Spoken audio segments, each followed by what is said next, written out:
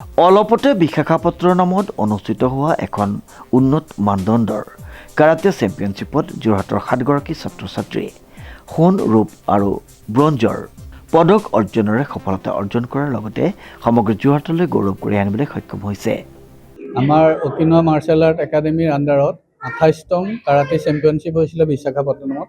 আমাৰ ইয়াৰ পৰা টোটেল 8জন ছাত্ৰ-ছাত্ৰীয়ে অংশগ্ৰহণ কৰিছিলে। 8জনৰে প্ৰত্যেকজনেই পুৰস্কাৰ পাবলৈ সক্ষম হৈছে। সেই গতিকে আমি এই অনুষ্ঠানটো আৰম্ভ কৰোঁ। বিশেষকৈ অতিকে সৰু সৰু ল'ৰা ছোৱালীয়ে গঠিত আমাৰ দলটোত 3টা ফাৰ্ষ্ট প্ৰাইজ আৰু 6টা ছেকেণ্ড প্ৰাইজ অৰ্থাৎ গ'ল্ড আৰু চিলভাৰ পাবলৈ সক্ষম হৈছে আৰু 8জনৰ প্ৰতি 8জনে ব্ৰঞ্জ মেডেল পাইছে। গতিকে আমি অতিকে আনন্দিত। সেই খাতিৰত আমি আজি এই অনুষ্ঠানটি আৰম্ভ কৰিছোঁ। উল্লেখযোগ্য যে যোৰহাট চহৰস্থিত এখনি অগ্ৰণী কাৰাটে স্কুল অকিনোৱা মাৰ্চেল আৰ্টছ একাডেমীত শিকাৰু আছিল আটাইকেইগৰাকী শিক্ষাৰ্থী। কাৰাটেৰ লগত ওতঃপ্ৰোতভাৱে জড়িত জিতেন বৰা আৰু অতুল কলিতাৰ তত্বাৱধানত যোৱা দলটিৰ বৃহৎ সফলতাত গৌৰৱান্বিত যোৰহাটবাসী ৰাইজ। আমি আচলতে 1985 চনৰ পৰা সমকলাৰ লগত জড়িত। 1985 চনৰ পৰা আমি অনুষ্ঠান এনেকৈ কৰি আহিছোঁ আৰু আমি ল'ৰা ছোৱালীক খেলাই আহিছোঁ।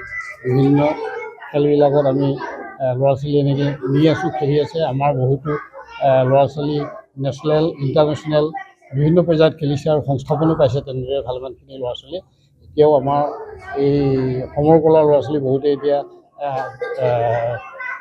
আৰ্মি বিভাগত বা পুলিচ বিভাগত সংস্থাপন হ'বলৈ সক্ষম হৈছে। এইবাৰ আমি 28তম অকিনোৱা মাৰ্চেল আৰ্ট একাডেমীৰ যি নেশ্যনেল কাৰাটে চেম্পিয়নশ্বিপ বিশাখাপত্তনমত অনুষ্ঠিত হৈছিলে, আমি যোৰহাটৰ পৰা 8জনীয়া এটা দল গৈছিলোঁ। মৃদুপৱন যোন ছিনিয়ৰ হিচাপত ভেটাৰণত খেলিছিলে।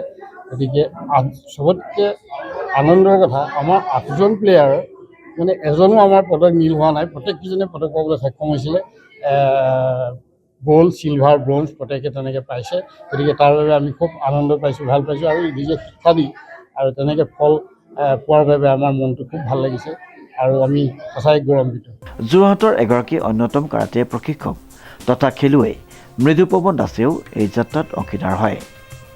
আমাৰ যোৱা মাহত যি বিশাখাপত্তনমত কেৰাটে যি চেম্পিয়নশ্বিপ অনুষ্ঠিত হৈছিল, সেই বিশাখাপত্তনৰ স্থান লৈ আমাৰ অসমৰ যোৰহাটৰ পৰা এই নআলি হাবিচুকৰ মুখ্য কাৰ্যালয়ৰ পৰা অতুল কলিতা আৰু জোন বৰা আৰু আমাৰ জোন দত্ত আৰু আমাৰ জিতেন বৰা ছাৰৰ নেতৃত্বত প্ৰায় 8-10জনীয়া দল এটি লৈ যায়।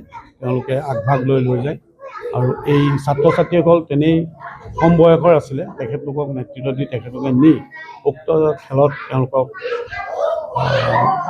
খেলিবলৈ আগবঢ়াই নিয়ে। কিন্তু তেওঁলোকে খুব সুন্দৰ পাৰদৰ্শিতা দেখাই অসমৰ হয় আৰু প্ৰত্যেকজনেই এটা মেডেল পোৱাৰ সক্ষম হয়। গ'ল্ড মেডেলিষ্ট হিচাপে 3জনে পায়, বাকী ব্ৰঞ্জৰ পায়।